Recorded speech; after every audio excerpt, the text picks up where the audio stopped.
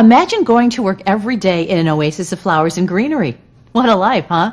But that's what Justin Murata of Possum Run Greenhouse does every day. This amazing greenhouse also boasts some serious flower power. It's the largest producer of fuchsias in the country. We traveled to northeastern Ohio to learn more.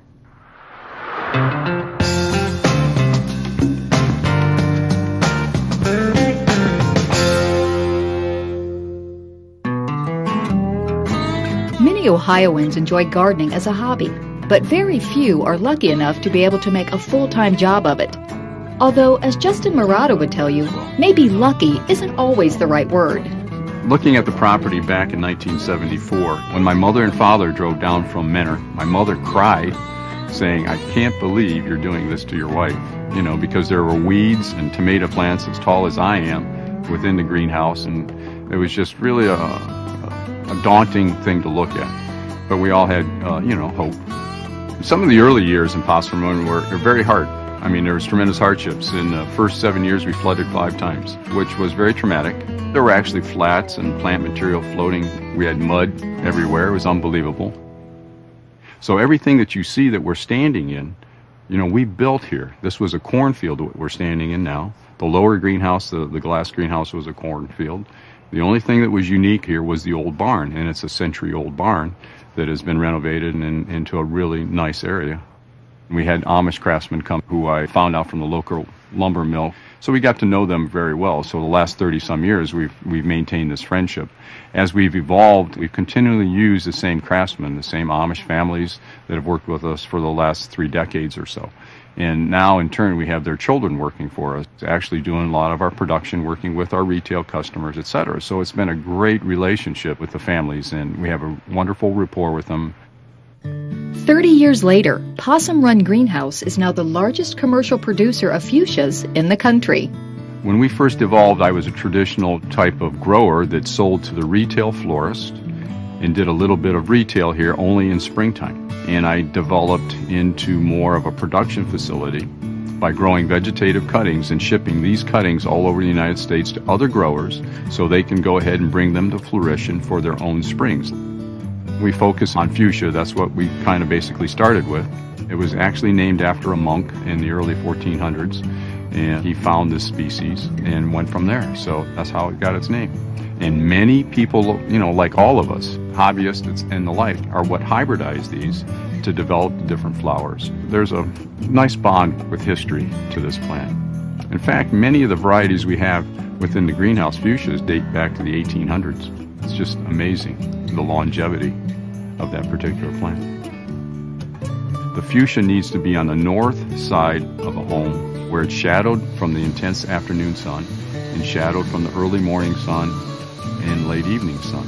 And so that makes it a little bit more difficult in placement. And so we're really matter of fact when our customers come to ask them where they're going to place this. They all want to buy them because of their sheer beauty, but if they go ahead and place them in a south exposure, within 30 days it's gone because they're not heat tolerant.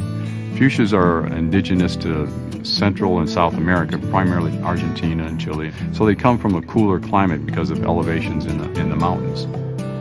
And while Possum Run Valley isn't the Andes, the valley's cooler climate makes it as ideal a location for growing fuchsias as you'll find in Ohio.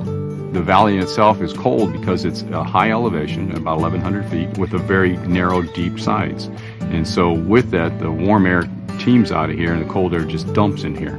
If you were to travel just 7 miles up, going towards Mansfield, you'd gain 2 to 3 degrees. It's just amazing within a 7-mile stretch. Going back to the fuchsias, it's helped us. We get cold early and we stay colder later. So in that regard, it's beneficial as far as growing this particular plant. This is a wonderfully positive environment to be in. Take our customers, they love to come any time of the year. They tell us they come for their Possum Run fix. They'll sit among all the fuchsias and the other plants and just take it all in. It brings them peace, it brings them happiness, and that is so rewarding to us. We've been asked a number of times to open up satellite stores in Mansfield and in surrounding retail areas. But you can't replicate it. It's hard to replicate what we have here, so we don't want to try. Not that he'd have time anyway. Besides his own greenhouse, Justin's also deeply involved in advocacy for the whole floriculture industry.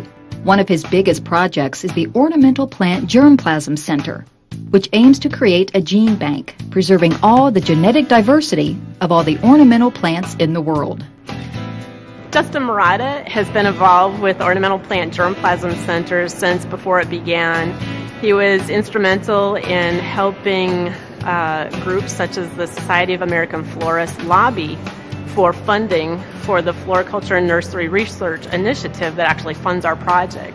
So he started from the beginning, and he also continues to be an advisor and work with our crop germplasm committee that helps us do our work effectively. We collect wild germplasm. Germplasm is basically all the DNA that makes up a group of plants. Gene banking is basically just conserving any genetic diversity that's available within a crop. Once it's collected, we need to regenerate seed on it, so we utilize bumblebees and work on pollinating flowers. Also harvesting the seeds, cleaning the seeds, and then put them into storage. And then once we have the germplasm available, we will ship it out. We distribute seed free of charge to researchers around the world. Our goal is to conserve rare or unusual heirloom type varieties, wild species that might be lost as land is developed. So they may not be available in nature or through other seed companies in the future, so we might be the last place where people could go to find specific types of plant material. Justin Murata sees that there is a need to stop the loss of the herbaceous ornamental plant material, which may not be useful right now for whatever reason to the floriculture industry, but in 5 or 10 years, when people's interests change or they have different desires, breeders can utilize it to produce those crops again, because once it's gone, and it's very hard to produce mutations and do any type of molecular breeding with the plants to get that diversity back. Justin has been able to take a bit of the experience and knowledge he's acquired over 30 years and transplant it, so to speak, to grow a whole new organization. But, he says, it's just what any good planter would do. My role in the industry has been because I've wanted to. I've had a desire to help, a desire to hopefully make it better and bring forth all the goodness that we have. The family values that exist within our industry are just unbelievable. There's so much good and value in what we do that there's wholesomeness, and that we want to share that.